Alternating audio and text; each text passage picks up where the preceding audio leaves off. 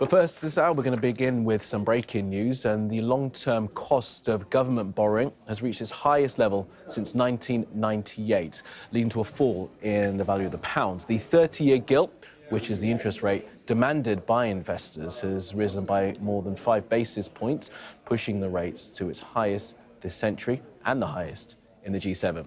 Well, let's bring in our economics and data editor, Ed Conway, for a bit more on this. Morning to you, Ed. So you're going to have to break down some of those numbers and make it clear to us. What's this going to mean for the Chancellor's plans in this upcoming budget?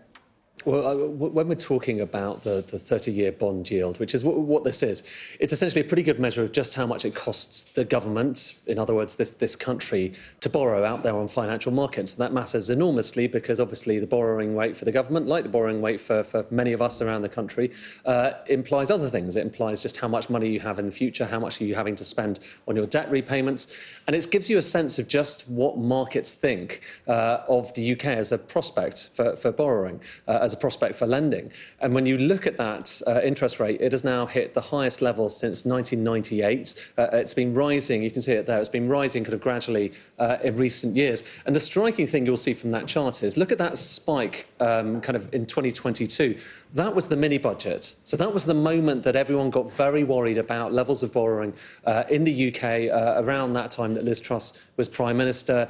You can see it's higher than that now, so it's significantly higher than that. And it's been creeping higher since Labour came into office. And the striking thing as well is when you compare the UK with other countries around the world, particularly with its G7 neighbours, the red line is higher than, for instance, elsewhere, any other country in the G7. What does it reflect? Well, first of all, there's concerns about inflation. So inflation's been rising higher in the UK and faster than in other countries around Europe and indeed around the G7. So some people concerned that we have an inflation problem. That then suggests the Bank of England needs to keep interest rates higher than everywhere else, which in turn feeds into those higher interest rates that the government's having to pay.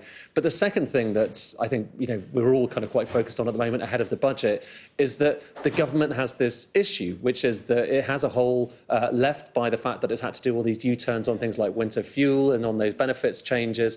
And as a result of that, it has to try and find some way either to raise taxes or to cut spending. And it's not clear at the moment where that is going to come from. And just more broadly, it's not clear that this government, is able to push through some of the tough spending cuts that it was talking about just in recent months.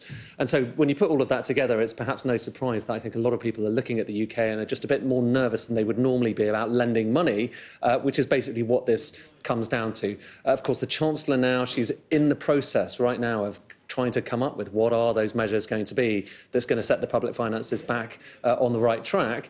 But still, at the same time, around the world, there are all of these pressures that are mounting. You see it on the news, you see it with what's happening in Ukraine, you see it with the higher spending that we need to have on defence, according to our new NATO commitments. So put all of that together, and it's very tough, I think, for the government to try to plot out a course of action, which means that it is going to bring the public finances back into order. But that's what they need to do. And, of course, when you put all of this together, it is that kind of toxic combination that a lot of people get nervous about. It's not quite, people have been talking about, is this a return to the 1970s when the UK needed to get bailed out by the IMF? I think we're kind of quite away from that. But still, some of those ingredients that were there in 1970, in the 1970s, higher inflation, weaker growth, concern about the public finances, it's all there. And I think that's why people are looking very closely at what Rachel Reeves is going to do next. All right, Ed, for now, thank you for that, Ed Conway, our economics and data editor.